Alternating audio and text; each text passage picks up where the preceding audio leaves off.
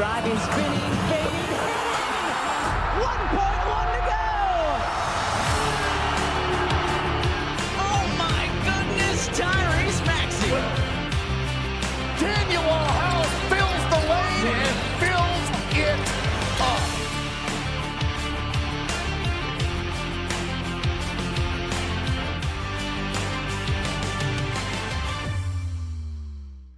What's up, everyone? Welcome back to another episode of the Pick Swap Podcast. It has been a whirlwind of a week, but Sean and I are back as usual. Sean, how you doing, man?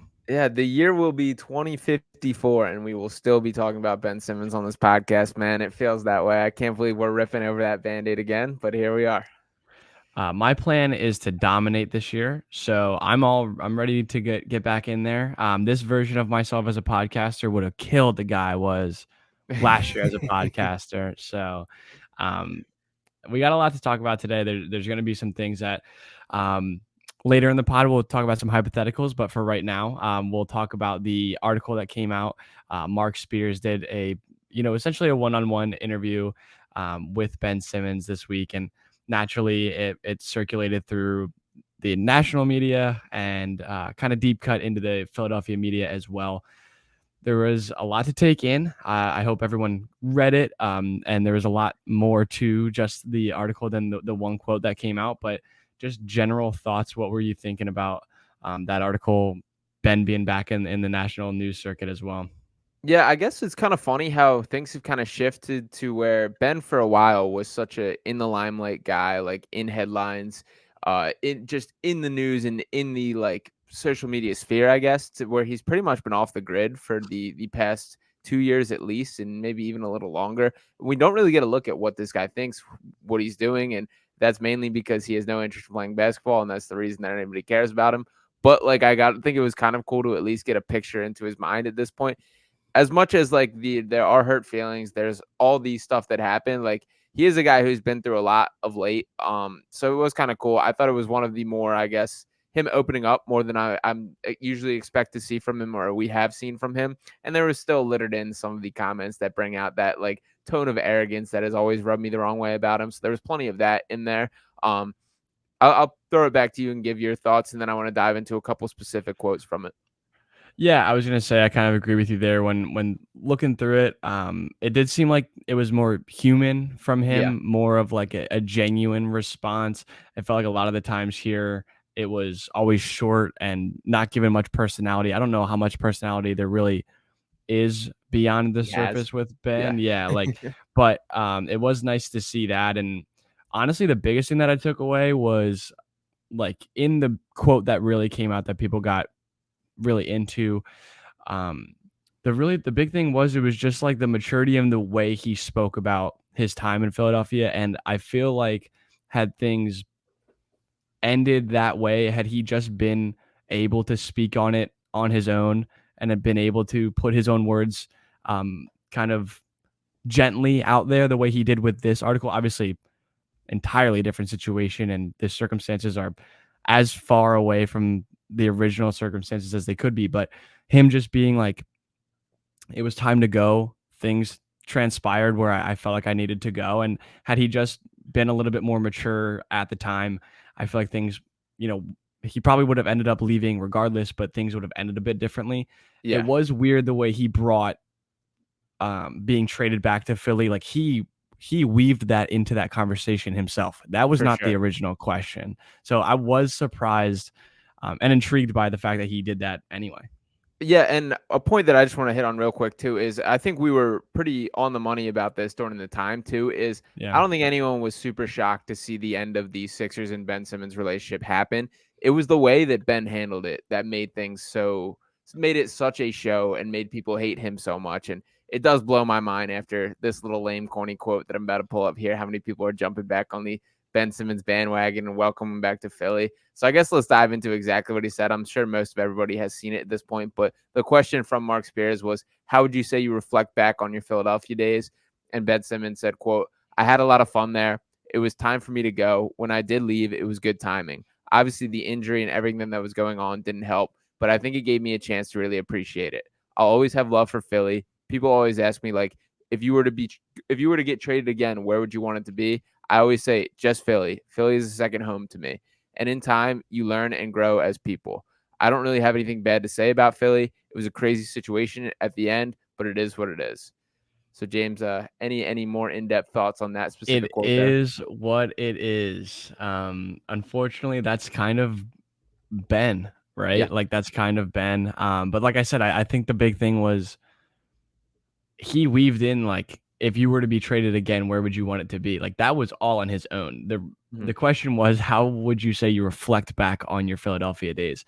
And just in general there, it was all, I wouldn't say he necessarily spoke highly of the city and the team, but it's definitely much more positive and optimistic towards this area as he could be, like way more than he used to be, right? And it is interesting to see him be outwardly nice and like look back on it in a good light, but I don't know, man. It's very strange. That was like that just threw me for a loop. It was just like that was a really weird way to kind of get back to this spot. Like that, I don't really even know where this spot is necessarily, but it is a weird way for him to put that back out there and, kind of connect the dots again.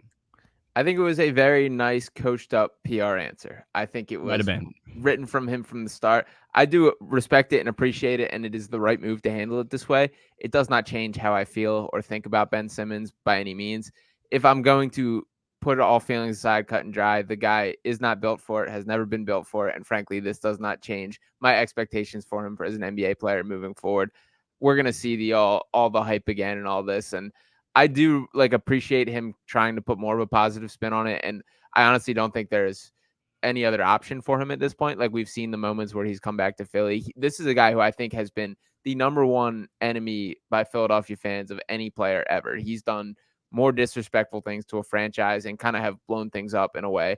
I do think the James Harden, the way things have soured here, have helped Ben Simmons more than anything. I think James Harden doing the things that he's doing kind of are changing people's thoughts Yeah. on Ben Simmons for right or for wrong there. I understand it. I get where people are coming from. I don't think it should change. I guess it's a little bit of the two rights don't make a wrong thing. But yeah, I was also very caught off guard on this. I'll throw up one more. The question about the Atlanta Hawks series specifically, I also thought was interesting.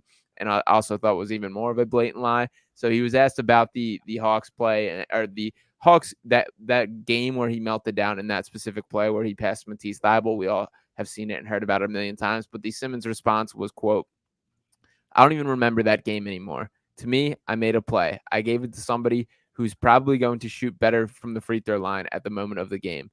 It didn't work, but I made a play. People make hundreds of plays throughout the year. They're not always going to do the right play at the right time, but it was a play. But it wasn't the factor of the game. You can go back and look at different things within the game where it could have been better. For me, shooting free throws was one of them, but it didn't happen. So that's something you just keep working on. I'll start out with this is the first time I've ever heard him take ownership of the free throw thing. So I'll give that as a major positive for Ben. But what are your thoughts on that one? Yeah, honestly, like I'm done. I'm done with it. I think as much as I can like digest that series and that game, like if we want to argue the semantics of whether or not that was the moment that they lost the series or whether or not that was the moment that the momentum stopped in game 7, like whatever. We could probably look back at it's probably what like episode 85 in this podcast, and you could probably go back right now and hear us go back and forth on that moment. Because I'm sure we did over and over and over that summer. And whether it was the Tobias Harris 2-point game or the Embiid 8 turnovers or whether it was specifically that moment, what the arguments to get into that are at this point so far gone, and I think so unimportant to the current situation of both of the parties here that for him, for everyone, it's probably just better for him to say like, I don't remember it. It doesn't matter.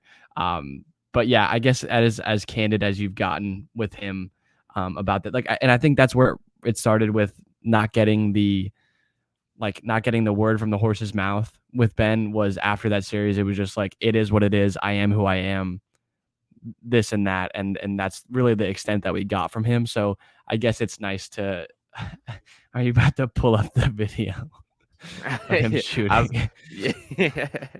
Yeah, I'll get to that next. But I'll start with, like, we can have the semantics argument over whether that was the play that lost the Sixers that game, that series, whatever. It was absolutely the play that broke Ben Simmons as a basketball player. And I also did appreciate kind of more introspective just reflection on where he's at with his back injury and the situation with that. I know that was something that, like, I also think he handled that extremely poorly by first he played the mental health card, that was the issue, then he back acted up. I understand that, like, it was kind of a fluent situation. The bottom line was he did not want to play for the Sixers. That was the issue. And whatever excuse fit that was what he used as a way out. I do think the back injuries are somewhat legitimate with them. And I do mean by somewhat legitimate, I mean, I do think he's injured. I think he's done a really bad job of keeping it open. And he was kind of asked about that by Mark Spears, saying, like, basically, why don't you tell people when you're hurt? Like, make that public so it doesn't look like you're just kind of copping out. And Simmons, I didn't like that response by him. He was just like, people are gonna say something regardless. So why do I even like care? It's like, well, they're talking about you. So if you want like Yeah. the accurate story, maybe tell them what's going on. But the back injuries are tough.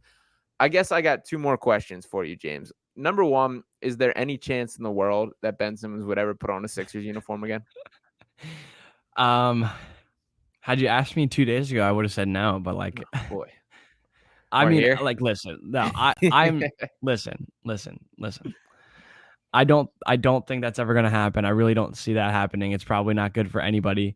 I could see a little redemption arc from him at late in his career to come back. Could you imagine? No, What if they no, I gave him can't. a standing ovation? No. What if Yeah. they No, I mean, realistically, no, I don't see that happening. Um, I don't even know. Like I said before, this was just mind-boggling and just like, to be completely honest, very, very confusing. I don't know what his angle is. I don't know what the point of that whole like statement was. Maybe he was just trying to soften the blow with Philadelphia and like ease himself back into being like an NBA player that's in the national media again, and like just not have all the scrutiny from one major market here. But I don't know. I don't think that's going to happen, and I would be shocked if that were to happen. Do you think the problem, though, to swing this back to you, like, do you think him saying that, like, does that confirm the root of all of this was Doc Rivers? No, I don't think the root of which specifically of forcing him out. Of like him being like, yeah, I'm done. I'm not playing here anymore. No, the root of it is Ben Simmons. The root of it is From him. his perspective, though, like, was that Doc or was it the city? Because like he's spoken now multiple times about how like he has no animosity towards Philadelphia itself. So I think how that situation went was we know the Brett Brown situation, how there was a relationship between Ben Simmons and Brett Brown. Brett Brown knew Ben's father, that they were close, and that Brett Brown knew Ben from when he was a kid. I think there was a pretty gentle leash on Simmons. And that was also, I'm not going to rip Brett Brown for this because that was also a part of like the era of Sixers basketball, was that it was kind of babying these guys, of making sure that they're kind of growing, letting them play through their mistakes, all that. I think Doc Rivers was brought in as like the bad guy, of like the Mr. Accountability. I'm here to get on people. And I think Ben could not handle that. I think we saw, and this, I honestly, Doc Rivers does not get enough credit for this, is as much as people like ripped Ben throughout the year, there was not a bigger public supporter of Doc Rivers or of Ben Simmons than Doc Rivers. That every single question that was asked by the media, and I got to sit in on, this was the COVID year that I got to do every single post game interview, sit in all those Zooms. And anytime there was a question about Ben, it was always swung by Doc of saying, like, think about all the other great things he did. And to me, that's even more impressive, that I genuinely think that they were butting heads and not get along. So for them to not get along and for Doc to still be outwardly protecting you and defending you like that, I do think Doc Rivers deserves credit for that. Does that mean I think he's a good coach and belongs to still and should still be a Sixers head coach? Absolutely not. But I think Ben could not handle being coached hard, was the root of this issue, is my perspective on it. Fair, very fair. And the last question, and let me just finish off by saying, like, I cannot think of a quicker way to force Joel Embiid out of the city than even contemplating saying, maybe we give this Ben Simmons thing a try again. Can't think of a quicker way to, as the relationship is already at the Rockies has ever been, to maybe consider bringing in like the number one guy that he pretty much just does not like. So yeah, I want no part of Ben Simmons. I don't believe in any part of him being a productive NBA player in his future. I just don't think he has it in his gut or in his stomach to work. But like, even some more of these quotes. There was a ton of like him. I'm only going to play point guard. Like I'm only going to do this. And it's like, well, I don't know. There was one about like, where are you at in the progression of building up to play basketball? And he's like, doing 1v1, been doing 2v2s for a couple weeks now. Just got to add a couple more bodies on the court and I'm there. And it's like, just play basketball, man. Like it's really not that complicated. But I guess my final question for you, James, is what do you think the future of Ben Simmons is as a basketball player? Now, before I ask you this, I do want to see if this changes your mind a little here. I don't know if you saw this, but we look like we have more Ben Simmons jumper videos. At least one. Yeah, at least one. At least one quick. The rest of it is not him at all. Not him at all, yeah. So this is him They playing flashed it. more than 2v2, yeah. So I don't know if in these clips though. That's him. He got the NBA Central love again. We're seeing him back on the map. But my question would be, yeah, I don't know if he's in a single one of these clips. Wow, I might have gotten false advertised too. There it is. There it is. Yeah, I think that's it. I honestly think that's it though. So what do you think the future of Ben Simmons as an NBA player is? Because I don't know, seriously, man. and this is not even like an anti-hate. Like if he was not under contract last year, like he was not an NBA player last year. And I get it, the injuries, there's everything. But like if that's the player that he is for the rest of his career, I give him like 2 years in the league. So do you think there's more in him? Will he get better? Where do you see his future from here? Yeah, you got to imagine that there's still more in the tank for him. Like it just talent, like at his worst in a Sixers uniform was still a productive player, like fringe all-star caliber player, defensive guy, like an all defensive team. I guess when he was healthy, if you want to put that there, a lot of has transpired before then. I don't know, a defensive specialist, like, dude, I'm trying to think of a comparison. Like I'm trying to think of somebody else, but if the explosiveness isn't there the way we saw it not be there before, like not getting up and dunking, not getting up and down the floor the way he used to, like transition wise, I don't know. I don't know if there's a guy that I can really pick to point to where I see that's where his career arc is headed. I don't know. I mean, I hope for the guy that he gets healthy. I hope that he can get back to some form of himself, but I don't know, man. Like the version that he was in 2018, 2019, like we probably won't see that Ben again. And he's only like what, 26 at this point? Yeah. Yeah. That's brutal. That sucks to say for him. And I hope that, he actually does get healthy this time around. But yeah, I don't know what's left for him. Yeah, I don't wish ill will on the guy by any means at this point. It's water under the bridge for me too, but I just simply don't think he has it. I think the best case scenario for Ben Simmons is probably a Draymond Green type role. And that used to be when I used to make those comparisons, like I'm talking 2-3 years ago, that the Ben Simmons stands would be out of the woodworks calling me the worst names in the world for making that comparison. And now I genuinely think that's like the best case scenario for Ben is if he can become that. And I don't know if he reaches that caliber of player. The version of Ben Simmons last year was far worse than anything that was ever in a Sixers uniform. And I get it, like the health, there's all these things. That's the number one factor, I guess, is if he can, like, if he's a guy that can't explode up and dunk anymore, what does he do on a basketball court? Because that was the one thing he was good at on the offensive end, was just dunking when no one was around. That was his calling card as an offensive player. So if he does not have that, I get it, he can pass. He's going to be, and the other moment last year, I remember this one specifically that made me be like, wow, this guy really just doesn't have it anymore, is Luka Doncic was calling isolations on Ben Simmons, and Luka made him fall on a play. And I will never forget watching that, being like, this guy might actually be cooked. Of like, that was the one thing that he could do, is he could guard anybody. He was a extremely high level defender when he locked in, and Luka was one of the guys that he was best at guarding. That Luka obviously has no athletic advantage on him and all these things, no size, and Ben could clamp him up. And when I saw that, I was like, if he can't return this to some extent, I think it might be over for the guy. So I'm very curious. He's lucky he's under contract still. I think for his sake and for his sake of health, that it's the best case scenario that he's still, that they're kind of, the Nets are tied to him. They kind of have this massive investment in him.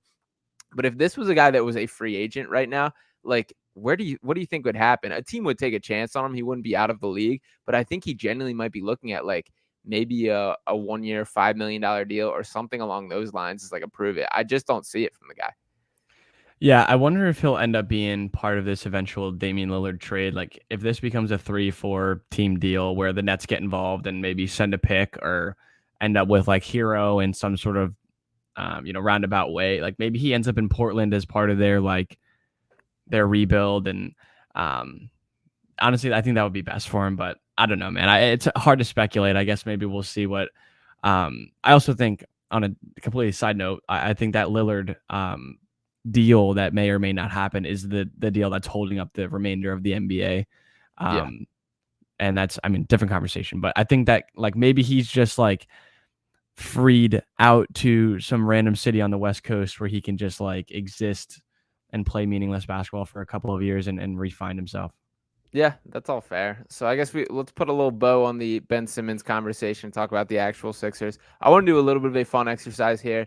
I want to look at this from a 5-year perspective. So I'm kind of optimistically looking at this as the window with Joel Embiid. So James, I just want to bounce back and forth and think about which franchise would you rather be for the next 5 years? The Sixers compared to this team. So we know the situation with the Sixers, that Joel Embiid is obviously still here, the reigning MVP. Tyrese Maxey, an up-and-coming star. We're going to continue. We're going to just consider the James Harden facts as we know them, that he's currently under contract. He does not want to be here. There could be a potential trade. There's limited draft capital. There is the potential for cap space, but, who knows? That's only potential. So let's keep all those in mind, and I'm just going to jump at you. So we're thinking at a 5-year window.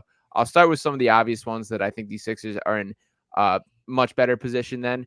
Please interrupt if any of these you think no chance. So number 1, Detroit Pistons. I think Sixers are in much better suited, although I do love Cade Cunningham and Jaden Ivey, and they are building a nice little young core. Jalen Duren. Yeah, he's awesome. James Wiseman, I hate, but, he's there too. Washington Wizards. For me, they're last on the list as far as franchise I want to be. They're somehow like up against the cap, which doesn't make any sense. But yeah, it's because they're paying Bradley Beal an arm and a leg just to be there. Except he's not even there anymore. Now he's in Phoenix, and they still have. Yeah, dude. Oh my God, I completely just forgot about that. Yeah. Holy shit! I was just like, what? Yeah. Yeah, dude. Oh my God. Portland Trailblazers. Would you rather be the Trailblazers or the Sixers for the next 5 years? I'd rather be the Sixers. I still would too. I like a lot of their young pieces. I think Scoot Henderson's going to be awesome. Shaden Sharp's really fun. That's not far off from me, but I'm still taking these Sixers. Are all. I think the difference is like, would you rather be at the start of a good rebuild or would you rather be contending or trying to contend? How about let's change this to who has a better chance at a championship within the next 5 years? Okay, well then yes, the Sixers have a better chance than the Blazers for sure. All right, Charlotte Hornets for sure. The Sixers. Oh, dude, the Hornets are one of the worst as well. Like, it's only a matter of time until LaMelo is like send me to LA. Yeah, like it's only a matter of time. Yeah, that is probably very likely. How about the San Antonio Spurs? This one's a little interesting. I mean, so here's what I'll say again. Like, if they're going to win a championship, I doubt the Spurs win a championship in the next 5 years. Maybe towards the end of that, they're competitive. But like, Wembanyama is obviously going to be fantastic. I'm really excited to see him, but like, I don't see them being competitive as a unit for another couple of years. But again, like if you're the Spurs, like you're like, I don't care what anyone else is doing. Like you know what I mean? Like if you're a team like that, or if you're a team like Portland, like your fans are probably like, I like where we're at. Like we're in a good spot. Like I'm excited to watch the future. But we were once there and we know how it goes. So I think if it's 10 years, you absolutely take the Spurs. For 5, I think I'm still taking these Sixers. I'm not as in on the Wemby hype as everyone. He's awesome. He's amazing. I just think there's going to be growing pains more than people are giving him credit for. I don't think in year 1 he's going to be this superstar player. It's just going to take him a little bit of time. Defensively, he's going to be there from day 1. That's going to be his impact, and his ceiling's obviously as high as any player has ever been. But I think people have paved this path for him to be an NBA star from day 1. That's a tough standard to live up to, and he's going to get there. He's going to be very good, but I don't think it's going to be as smooth of a process as a lot of people are making out to be for Wemby. And that's kind of by design that they are in the rebuild. Let's move on. Toronto Raptors. For me, I'm Sixers in 5 years, Sixers in 10 years, Sixers in 20. I want no part of what the Raptors are doing. I hate them just in general. Like, it doesn't Yeah. matter what time period it is. I'm just out on them. I don't know what their game plan is. Like Me Pascal either. Siakam is going to be he's an expiring contract. He's going to be a free agent. They have not traded OG. They let Fred VanVleet walk for free. Scotty Barnes, I just don't think is as good as people want Scotty Barnes to be. He regressed big time in year 2. I don't really know what their direction is. I don't think Masai is nearly as good of an executive as a lot of people make him out to be. And yeah, I want no part of the Raptors. Yeah, I mean, like, so their whole situation with Anunoby too, like, they can offer an extension, but like, it's not going to be nearly what he'd get in free agency. So he's going to tell them to piss off. So like, basically, they have 2 expiring deals. Like, their 2 best players are Yeah, and I just are don't. essentially on the way out, and they're not doing anything to like get anything in return. And they traded for Jakob Poeltl or whatever at the Yeah, deadline last year. Is like that was a bizarre move to me, and that meant Scotty Barnes can't play the 5. And I don't know. I just feel like they have no clue what direction they're going, and yeah, it looks like a sinking ship to me. and that's why Nick Nurse is here. That's right. That's right. How about the Houston Rockets? I mean, I'm still taking this like, ugh, dude, I'm fuck as the well. Rockets. Like, Fred VanVleet is whatever. Like, come on. The reason I he has a reputation is because he got carried by Kawhi to a championship, and Dylan Brooks sucks. Like, I like Jalen Green, I like Jabari Smith and Alperen Sengun. Şengün's Like, awesome. they're good. Those are good pieces, but like, they're not. They were weird too. Like, to me, they should be a team that's just like leaning on their young guys, letting those guys develop for the next 2 years, and then trying to make this like contention move. But rather, you bring in like 2 vets and like mixing them in your lineup. I don't know. Maybe it'll work. Maybe I'm wrong, but like, I don't know, just that was kind of a weird like timeline mashup. Yeah, I'd agree with that. I'm okay with it from the Fred VanVleet and Dylan Brooks standpoint that those guys aren't as like high usage, or I guess I don't know. Like they kind of fit what I would do as a GM. They're still a little higher ticket and higher, I guess, like commanding price and shots and all those things that come with it. It definitely didn't make any sense, the James Harden stuff to me. It was the right move not to add him from Houston's perspective. I'll also say I'm buying the dip on Jalen Green, that I think that things have swung far too negative on Yeah. Jalen Green. I haven't Yeah. been a huge fan of his, but I still think he's a guy that has NBA star potential, and I feel like he's been written off by more people than he deserves to. Let's slide to the Orlando Magic next. A little bit of a, Sixers down south. We got the Markel there. Feels like everybody, our guy Trevlin Queen showing up down there. What do you think of the Magic? I love the Magic. I again, like, I don't know if you'd take him in the next 5 years, but like the combo of Paolo and Franz Wagner, Wagner, like awesome. the 2 of those guys, for them, should hope that those are the staples of their franchise going forward. Like, 2 of the guys that possess incredibly unique skill sets that are like everything that the modern NBA encapsulates. Like, they can guard basically 2 through 5, both of them. They can both handle the ball and play make and do all the things that you want them to do. They do have a little bit of a weird rotating wheel at like the 1 and 2 guard. I think I there's like probably that, gonna, yeah, but like the room's crowded. Sure. But Cole Anthony's awesome. I love him. Anthony Black's an interesting addition. I don't love him. Jet Howard, he's awesome, Michigan guy. Markel's turned himself into a funky little awesome player. Jalen Suggs, I like. Yeah, I think that they're going to have to cut that down and make a couple trades, but I like what the Magic are doing. I'm still taking the Sixers for sure in this one. Yeah. I do like what the Magic are doing right now, though. Yeah, me as well. Chicago Bulls. This is Phil's. Oh, dude, they're bad. Yeah. This fits in the Toronto category for me. For it can be Sixers in 5 years, 10 years, 20 years. I'm taking them. Yeah. I want no part of what the Bulls are cooking. Indiana Pacers. This is an interesting one as well. Tyrese Halliburton, I think, is an NBA star at this point. Benedict Mathurin is up there with my favorite players across the entire NBA. Would you rather be the Indiana Pacers or the Philadelphia 76ers for the next 5 years? I'm going to still say the Sixers, and I'll explain why. I don't think that the Pacers are going to win a title. Like, that concept is unfathomable to me. And it's no disrespect to them. I'm a huge Halliburton fan. I like what they've done. Like, they've kind of optimized the lineup around him, which is what you're supposed to do when you get a guy of that caliber. But like, we'll see what Mathurin turns into. He showed a lot of promise last year. Buddy Hield is Buddy Hield. We kind of know what he is at this point. Obi Toppin is an interesting addition there. I wonder if he unlocks himself a bit. And like Miles Turner was like the number one trade target for like 15 teams for 3 straight years. Yeah. And then is now becoming like a huge part of their future. So again, I kind of like what they're doing. I do think that they're going to be fun this year. Maybe they'll make the playoffs, but for the next 5 years, I don't know. Yeah, I'm still taking the Sixers. I do think people will want to play with Tyrese Halliburton, which is a big deal moving forward. I think that's the type of star that like attracts talent in the way you want. They added Bruce Brown too, which I thought was a really good signing. Yeah. To see. I do like Bruce Brown. Yeah, I think that's a good addition. I do think they'll definitely be a playoff team this year. I think there's still a couple years from truly content. I think by the end of this 5-year period that we're talking about, that they will be borderline contender for sure, contenders, and they obviously got to make some moves and things got to play out. But yeah, that one's closer than I would like for it to be when comparing the Sixers. Yeah. Utah Jazz. For me, this is a slam dunk Sixers, but I do understand the argument for the Jazz. I love Lauri Markkanen. Yeah, he's awesome. But that's really it, to be honest. The rest Walker of them, Kessler.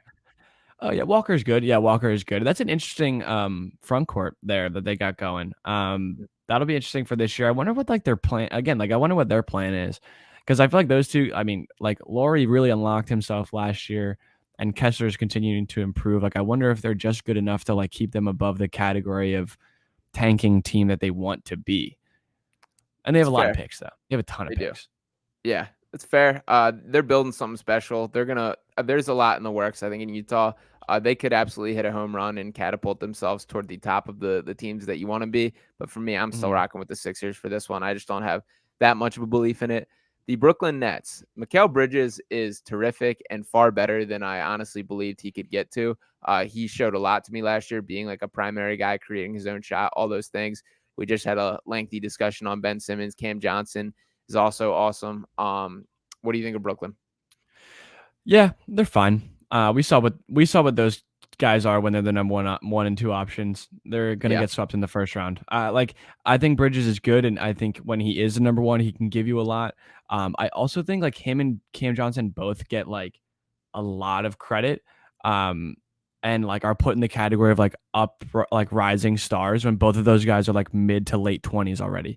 And it's not any disrespect to them. I just think that like they came out of college, they were older, they were ready to play guys, and they came in, made an impact immediately, and people treat them as if they're in the same category as like these 19, 20, or 21-year-olds, 22-year-olds. And like Bridges is going to be 26. I believe Cam Johnson's 27, going to be 28. Like these guys are not spring chickens anymore. So they're really good players. They could be great 2s and 3s on teams, but being the 1 and 2 option there until they do something different, or maybe Ben's back. And also Nick Claxton, I'm going to refrain from saying things about him, but he went from being like a guy that I liked and enjoyed his game to just like a pompous asshole for no reason. And it like, sucks. Like, who are you? Who are you? Why are you saying shit? He's like up there with just purely basketball, one of my favorite players. And I hate that he just, hates Joel Embiid and wants to bring that up all the time. So yeah, that is very annoying. But for me, this is a slam dunk Sixers over Nets. I don't really believe in the direction they're going either. Atlanta Hawks. Interesting with DeJounte and Trae Young. I will say I think Trae Young is another guy that I think the pendulum has swung to where he's better than the perception of him is. But I still think that they're closer to the Raptors Bulls category of no man's land in the wrong way. Yeah. I don't know what they got going on there really. Like Clint Capela's old, which is a weird thing to say. Like DeJounte Murray giving up, what do they give up? 4 first-round picks like for him? Just re-sign him. They did. Yeah, they gave him an extension this offseason. So they're like locked into that backcourt. I don't know. They're gonna have some of these young, like again, they got guys like DeAndre Hunter who like good, but really should he be your starting 3? I don't know. Probably not. So I don't know. I think they're in a weird spot. They had they had the year that they beat the Sixers, and I feel like that kind of jump started their contention, and then they realized that they're not really that good yet. They were just on some Ben miraculous heater. Yeah, maybe it was the opposite effect for the other way. But yeah, I would agree with you though. I think Trae Young went from being like people were like, oh my god, he's like top 3 point guard in the NBA to them being like he's not even an all-star, where Yeah, those two things, he's somewhere in the middle and he's up right. towards the top line, but he's not as bad as people are saying. Yeah, I agree with all that. I think that it has swung to now everyone hates on him, which I still think he's can be a starting point guard and like a number one, maybe low end number one, high end number two option on a real deal contending team is how I feel about Yeah. Trae Young. And I've seen He him rip. shows up too. Yeah, he's a big time player. He'll take the big time shots. He wants those moments, and I respect that about Trae Young. Minnesota Timberwolves. Anthony Edwards is awesome. Yeah. Everything else, I pretty much want no part of this franchise. Yeah, I think it's gonna be just a matter of time until Karl Anthony Towns is traded there. Yeah. And then that's probably the best case scenario for them. But the fact that they like, if had they just not made the Rudy Gobert trade, I would be like, they're in a fantastic spot. I love where they're at, and Totally agree.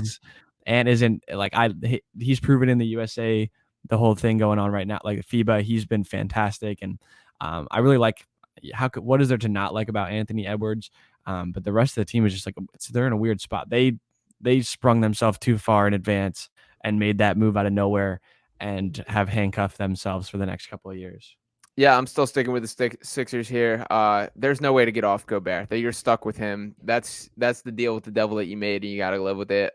Anthony Edwards is close to swaying me. That I really do think he's that good. He's a number one guy on a championship team, but I think it's more likely that Ant Edwards forced himself out of Minnesota than that they successfully build a team up around him. So I'm taking the Sixers here. Which is a shame too. Sorry, I wanted to just say because I feel like Ant would be he'd like stick it out. fiercely loyal. Like I Yeah. think he would, and like it sucks because I don't think they did right by him with that trade, and they didn't like give him time to become that guy before they made the decision on which way to go. And I don't know, it kind of just sucks because I do like him a lot. Yeah, for sure. This is the first one that I will throw above the Sixers that I've listed off, and that is the New Orleans Pelicans. James, your thoughts there? Interesting. Again, I don't see the Pelicans winning an NBA title. So like if that's the range we're going on, I think I'll stay with the Sixers. A lot of that hinges on Zion's health. Again, I love Zion. I think he's great. Brandon Ingram also a guy like Brandon Ingram's also a guy I think the pendulum is swung the opposite way. I think he's better than people say. He's good. Yeah, they got good. I mean, Herb Jones is really good. CJ Trey Murphy's good. CJ McCollum. Yeah, they got a good squad. But I don't know if they're gonna win a championship. You know what I mean? Yeah, I feel that they got a ton of draft picks. Zion's the biggest question mark. Health is the biggest question mark. These guys really haven't played together. I think that the Pelicans are well suited to make like a big time all in move if they feel necessary and when they feel necessary. I do believe them to do that if those guys get healthy. I still think a core of Zion, Brandon Ingram, and CJ McCollum is like in the Western Conference, that's still a threat. I don't think they're contenders this year, but I think within this 5-year window that they find a way to figure it out. There's just too many assets and too much talent for that not to be the case. Yeah, I would agree. How about the Oklahoma City Thunder? Because I am also taking them over the Sixers. Yeah, that's an interesting spot. I mean, Shea, he's awesome. Shea, Chet, Josh Giddey, Lou Dort, both Jalen Williams, but specifically the one Jalen Williams. Yeah. They got dudes and they got a ton of draft picks. I will be interested to see like how it comes together this year. I think this will be a telling season for them because I mean Shea, first team All NBA last year, All Star, like legit. He's creeping into that top 15, top 10 category. So they need to start competing while he's there. But the rest of that roster is still like kind of coming up as younger guys, and they have this like laundry list of draft picks. So, I mean, 5 years, do they contend for a title? Maybe. Yeah, I could say you could put them above the Sixers. They're definitely like a team with way more hope and a longer view than the Sixers. So if that's the idea, then yes, I would agree. Yeah, and don't sleep on the Josh Giddeys of the world. Chet Holmgren is that dude. I really do believe Chet. I've been slamming this all over the place. Chet Holmgren for Rookie of the Year. Get those bets in now that I do genuinely believe that he wins this year.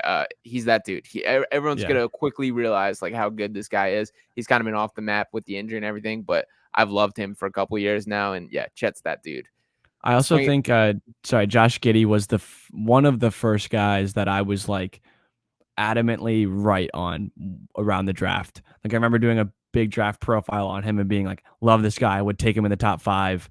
And like it was kind of one or the other. It was like people are going to Mhm. take him super high, or he's going to fall a bit. And that was the first one where I was like, I feel vindication from him. So I do have some partial feelings towards Josh Giddey as well. Yeah, I like Giddey for sure. Dallas Mavericks. For me, this is an easy Sixers.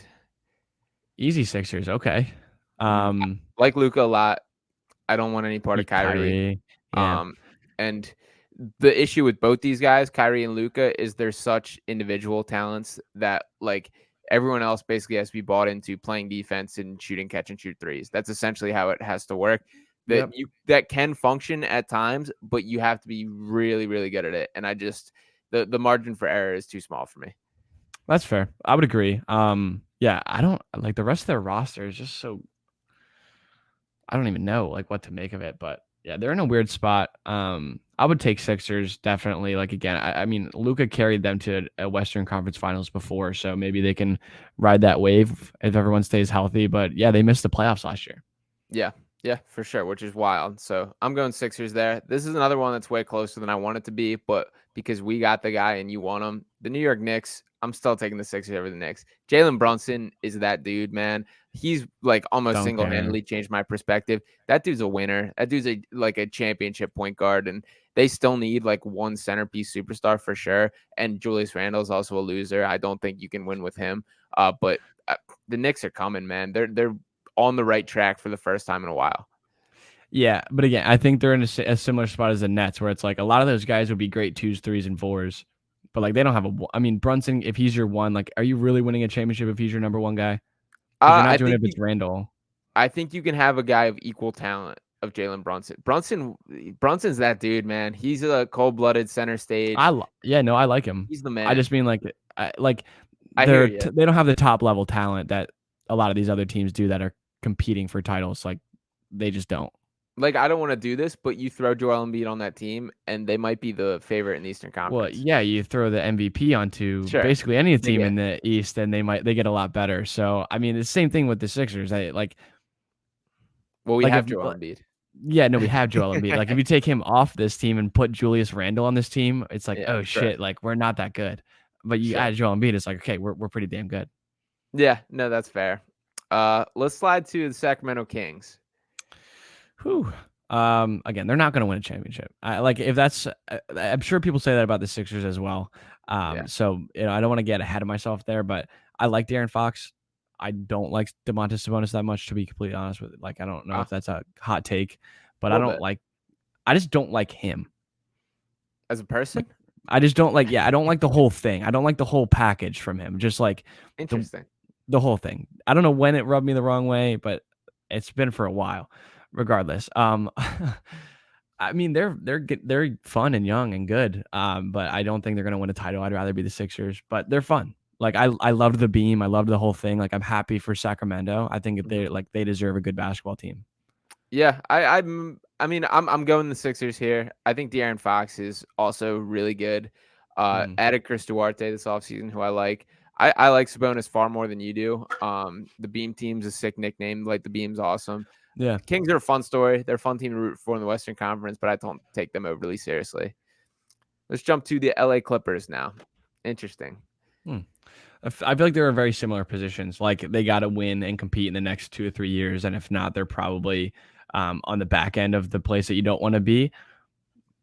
I would say the Sixers like have the Tyrese Maxey over Yeah. them, and they also do have a second star. But like they're, I'm saying the Clippers have their second star and like Paul George and Kawhi, and but I think that their floor is like way lower, Yeah, and they like could suck like soon. their long term site is like way worse, and even in the Sixers, and I don't think the Sixers like long term window is looking all that hot either, but like they are at the edge of a cliff, and the second they're off, like it's gonna be bad. So I would rather take the Sixers.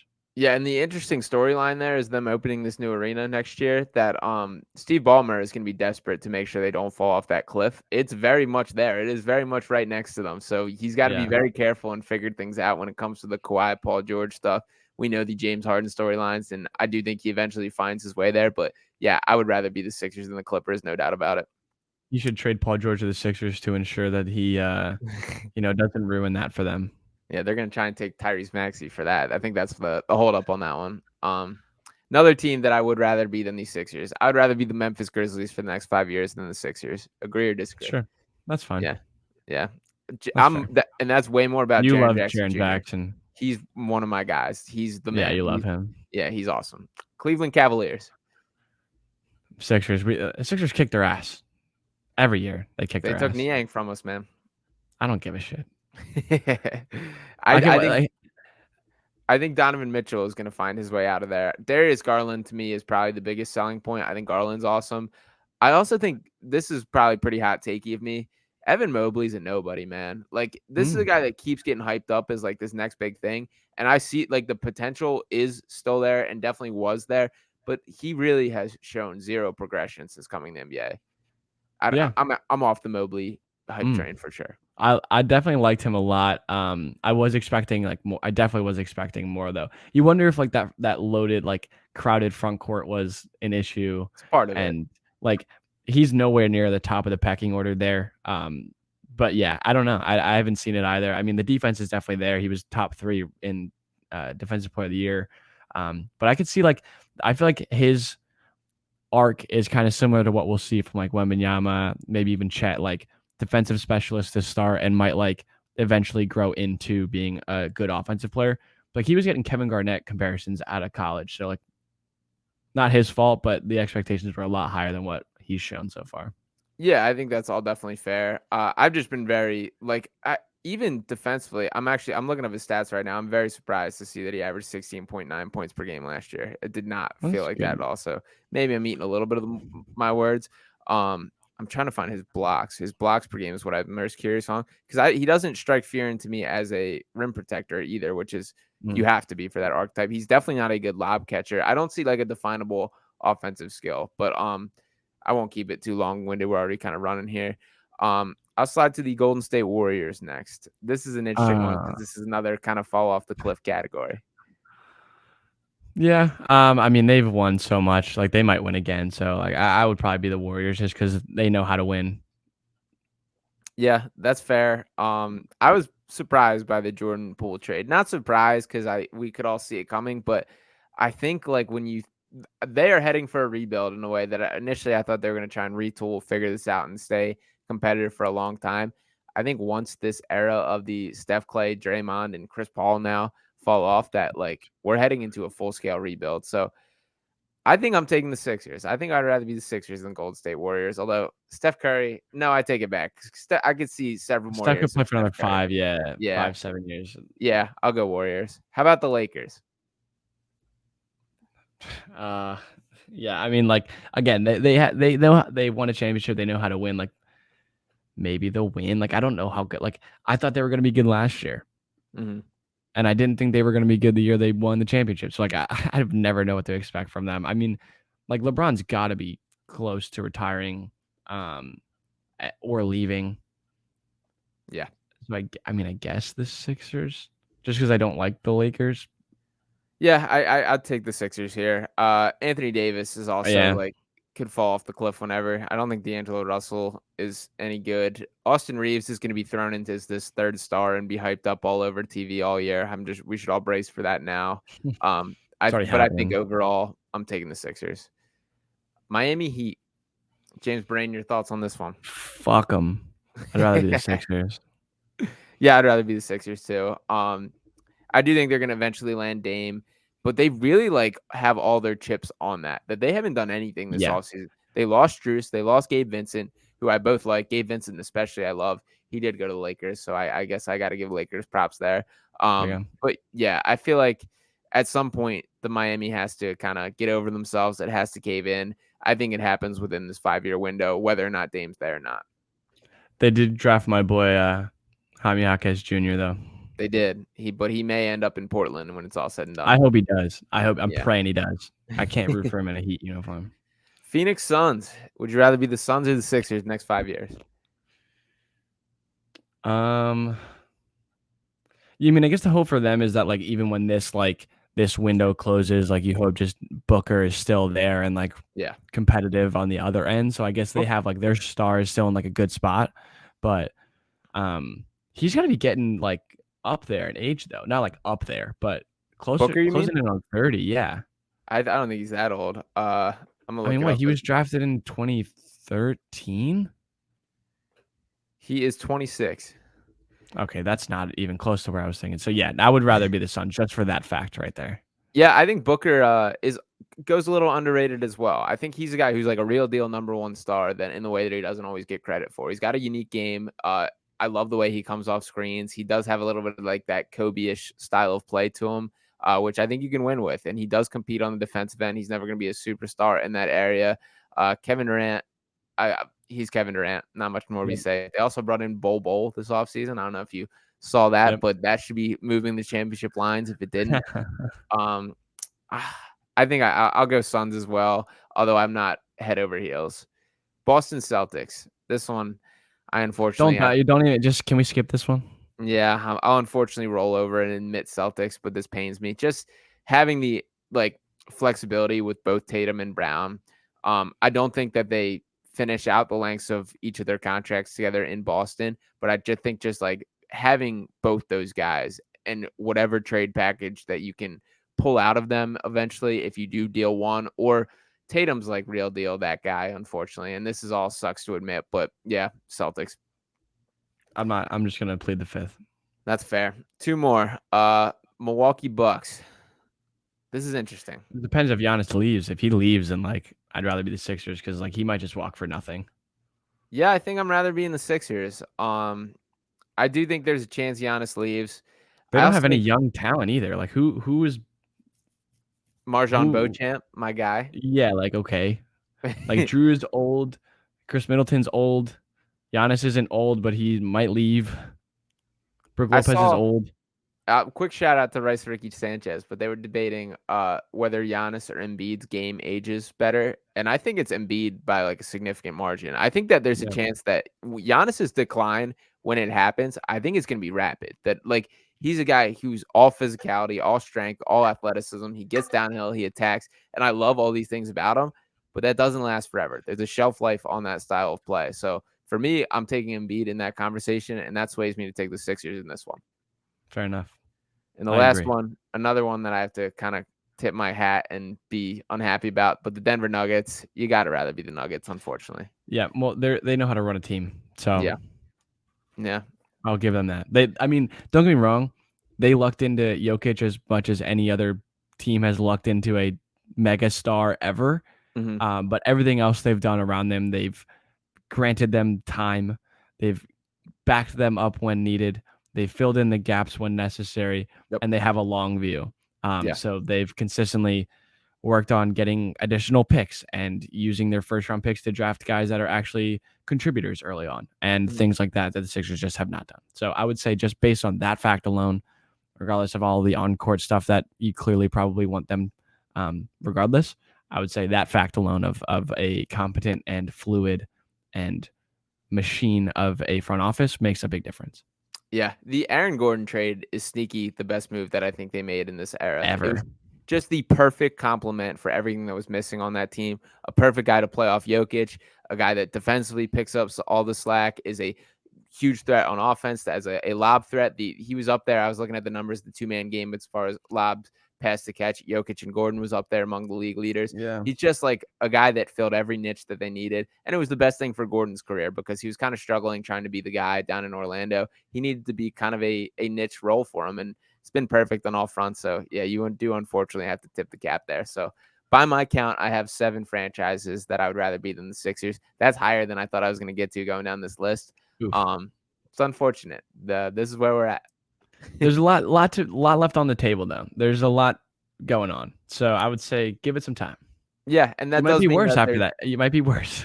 That's true. That does mean by this count that there's 22 franchises that are behind the Sixers in my ranking. That I would rather be the Sixers than 22 franchises if I want to, glass half empty this bad boy. But there you go.